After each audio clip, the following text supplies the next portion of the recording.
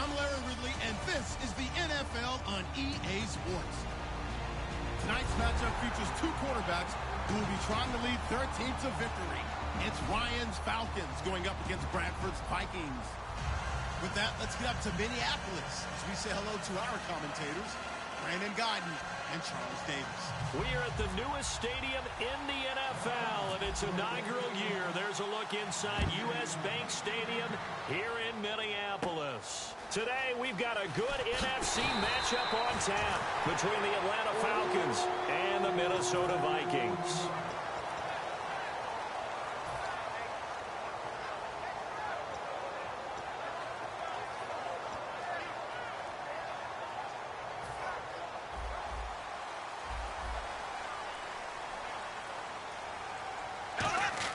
On 1st and 10, Bradford. And he's got the hook up here. It's Kyle Rudolph. It's a pickup of 21. And it'll give the Vikings a first down. And the offense lining up 1st and 10. And on this first drive, looks like they want to get that vertical passing game going early. And they did. And what a warning shot they just fired. If you're not going to back up and play coverage deep, they're going to attack you all game long. And once you adjust to that and you start to back off, then that opens things up underneath. A really nice start for them. Great way to get the game going. So many times you hear today's NFL described as a space game. Get your best players into space with the football in their hands. That's why sometimes you just swing it out to your runner, get him out in the flat, and let him have a chance to make people miss an open field. And he's going to fight his way forward here for a modest gain. Brandon, I know you play the fantasy football game, and Adrian Peterson has to be a popular pick for owners. But this year, a tough season for him. A knee injury early limited him to 72 yards total for the season. Yeah, early indeed. Week 2 on that knee injury. So 72 yards, as you said, for the year. Came back admirable, hoping to get him into the playoffs, but didn't look like he was ready to return. One guy I never count out, though, is Adrian Peterson. I expect a monster return in 2017.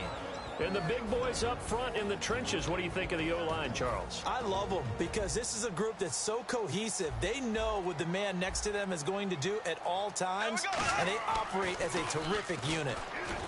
Bradford to throw it. Going right side here, and that's complete. A gain of 26 on the third down conversion. And in a lot of ways, that catch is expected. Red zone presence. And that one was realized there. You got to find your tight end in that situation. And now a first down following that long gain. And the D looking like they may blitz. They'll run for it with Peterson. That's going to go as a loss of a yard, and it'll be 2nd down. Well, it's been the air game that's taken them down on this drive before they finally turned around and handed it off on the last play. And now they're looking for the big boys to get him in the end zone. Couldn't do it there. It'll be interesting to see. Offensive lines had to pass block a lot on this drive. Will they be able to revert and fire out and create some space in the run game? 2nd down, the ball on the 2 here, 2nd and goal. And he will take this one into the end zone for a Viking touchdown. Zach Line taking it in from 2 yards out. And the Vikings take the ball down the field and score on their opening drive.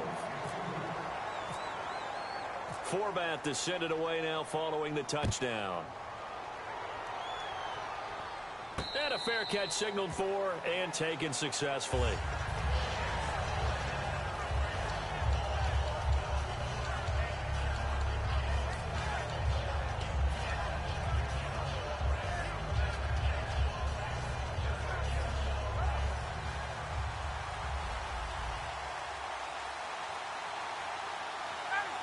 And the tight end goes in motion left.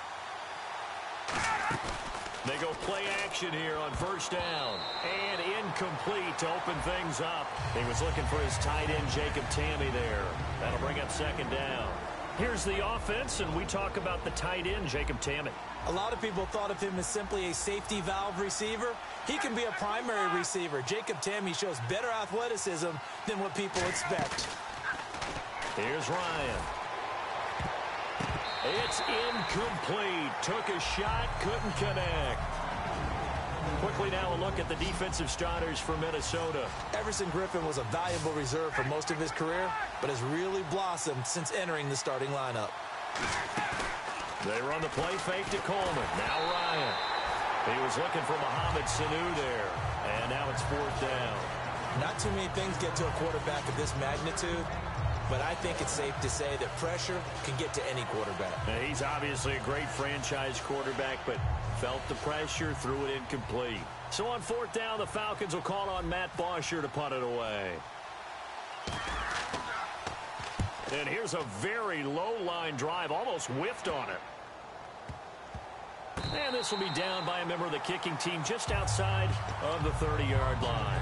You know, for this Vikings team, as they come back out here on offense, I don't know that any group had more of a roller coaster ride than them in the 2016 season. The quarterback change at the beginning, the hot start, and then the cold middle. It was just a tough year for them, wasn't it? It really was. And when you look at how their season went, you mentioned the roller coaster.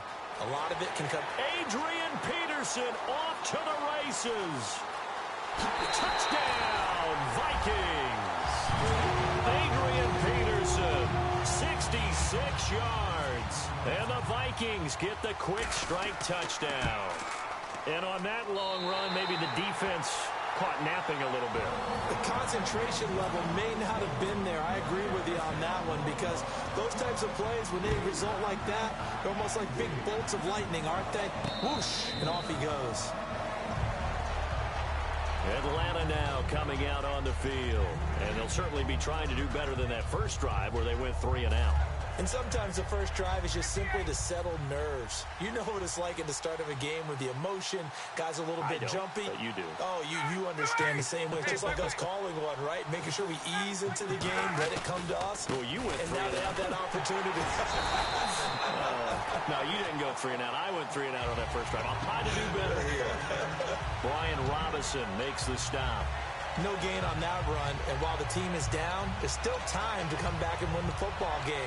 If I'm the offensive coordinator, though, I've got to think about moving at a faster pace and maybe opening things up a little bit and throwing it a little bit more.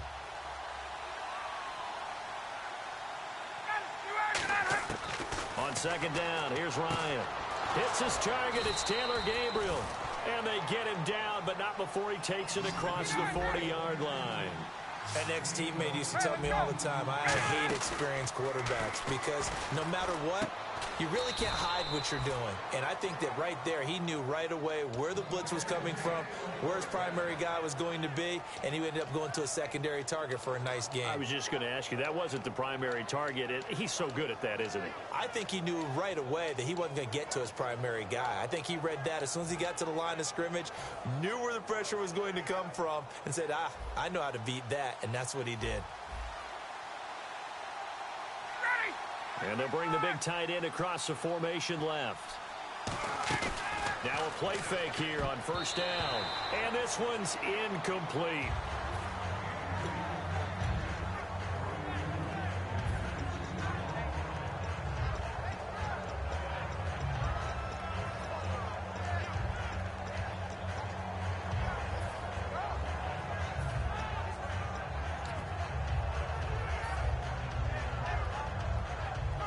And on 2nd and 10 now.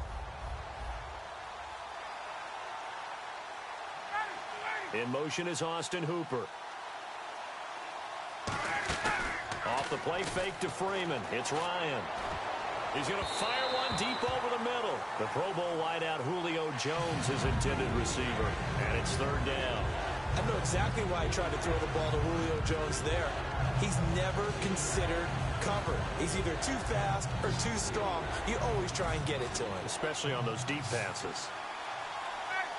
And they'll send the tight end in motion left. They go play action now. Ryan. And finding the tight end Hooper. Alongside Charles Davis, Brandon Gaudin, it's the Falcons in possession to begin quarter number 2. And they're on the move here. They've got it 1st and 10.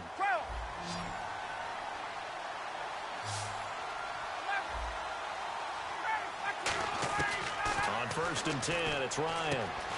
And Jones has it over the middle.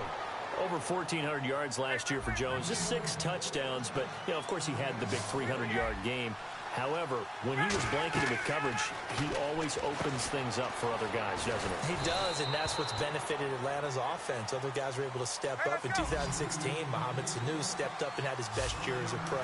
Austin Hooper, as a young tight end, really developed down the stretch. And Taylor Gabriel, who had come over as a free agent from Cleveland, he really flourished, actually led the team in touchdown catches. But there's only one Julio Jones, and you want to get the ball to him as much as possible. And Brandon, I think Mohamed Sanu had a nice career while he was in Cincinnati, but he really elevated in 2016 in Atlanta, the most catches for himself in a single season. 59 of them, 4 touchdowns. Really a nice compliment to Julio Jones, and he was a nice compliment in Cincinnati. I don't want to say he's not a number 1 receiver, but he plays that number 2 slot well, doesn't he? He does, and I think it's because of his versatility. He can play in the slot. He can play out wide. They can use him as a wildcat quarterback. He has thrown passes in the NFL. In fact, going back to his days at Rutgers, I think he threw 18 passes while he was at Rutgers, so you never know what you're going to get when Mohamed Sanu has his hands on the football. And now it's blocked, but he will not be able to bring this one back in the extra point attempt. Unsuccessful. I know it's easy to kind of shrug off a blocked extra point, but this game is shaping up to be a tight one. The second half, this could prove crucial. Yeah, we might look back on this one. We'll have to wait and see. And they'll be set up pretty nicely here as they have it up to the 35-yard line. And now out comes Minnesota. And they hit the home run last drive. One play on the ground all the way to the house. Now the defense, maybe they're expecting a run here. Partner, I love your description because when we talk about hitting the home run, we're usually thinking about a passing play, aren't we? Something in the air, deep ball. But how about them just taking it big-time jaunt? Now if you're coming back out, now they've established this run game, the play-action pass could very well be open. First down and 10 now for the offensive group. And they're definitely showing blitz here.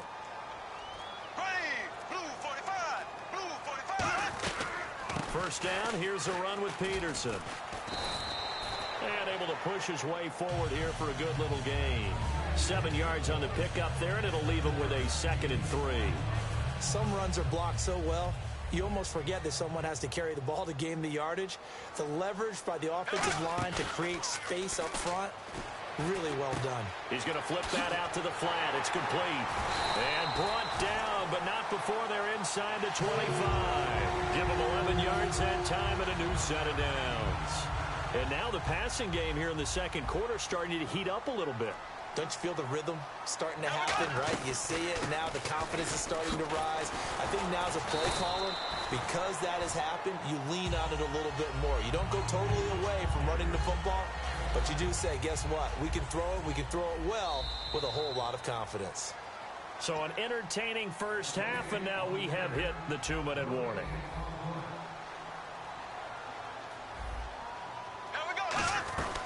On second down, Peterson.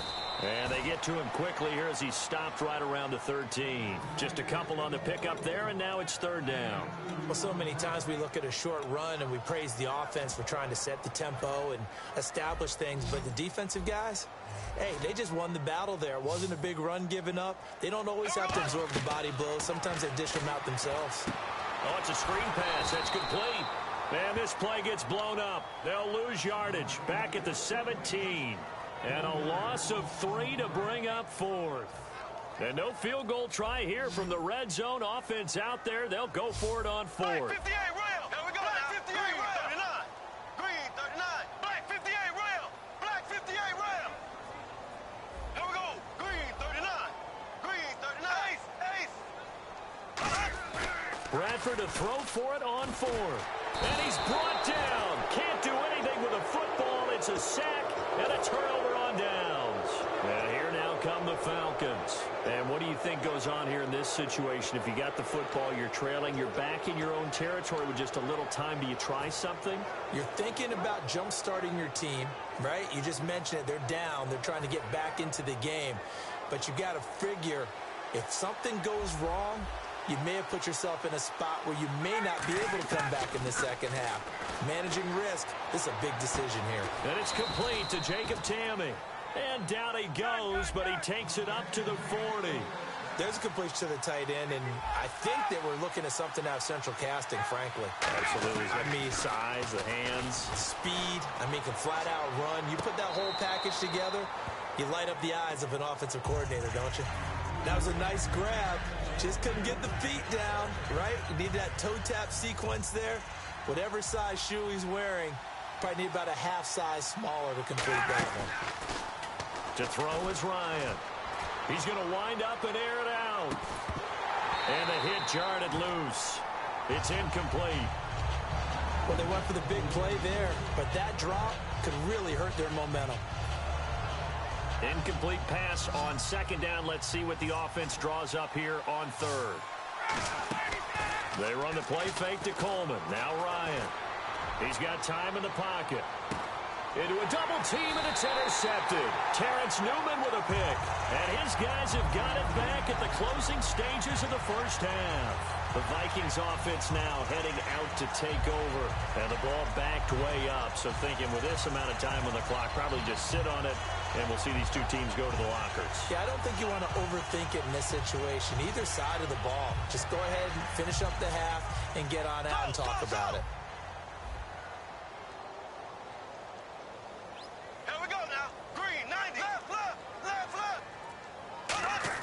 Following the interception, Bradford. And he finds a man on the crossing route. And they're going to get this one all the way up to the 35-yard line. Now hold everything here. We're going to get a timeout by the offense. It's just their first, so they'll have 2 remaining here before we get to halftime. And unless this is a quick incompletion, this is likely the last play here of this first half. Final play of the half. Bradford. He's going to loft one deep left side here. It's caught at the 10. And he's in for the touchdown on the final play of the first half. The prayer is answered. How did they get that done? And they extend their lead, a little added cushion into the lockers. What a way to finish. Tremendous way. That's momentum that they carry in with them. Can they convert it and bring it back out to start the third quarter? So both teams have their marching orders, and we'll get going again here in quarter number 3. And no return on this one as the fair catch is signaled for and taken. Here comes the Atlanta offense now ready to take over here. They have the ball here for the inaugural drive of the second half. Pretty big deficit, though. We'll see what adjustments were made in that locker room. And I never... Under a heavy rush, and down he goes. Eric Kendricks in there to drop him, and it'll be a loss of about 8. And now it looks like they're going to be in the hurry-up. A fake to Freeman. Now it's Ryan. Backing up. In trouble here, and down he goes. Back at the 8-yard line. Brian Robinson in there to drop him, and sacks on first and second downs are going to lead to a 3rd and long. They go play action with Ryan. Surveying the field. He's going to loft this one deep left sideline. So they took a shot there on Paul 3rd down. getting chiseled. Now it's 4th. One thing I know from experience is that when the deep ball is thrown and you're the defender, you've got to fight that little bit of panic that emerges. You've got to play the ball really well. It's a 50-50 jump ball play. And guess what? They took a shot. How are you going to win it? And in this case, they managed to get it done. They come out 5 wide. 3 of them to the right side. Here's Ryan. And this turns into disaster. He's not going to get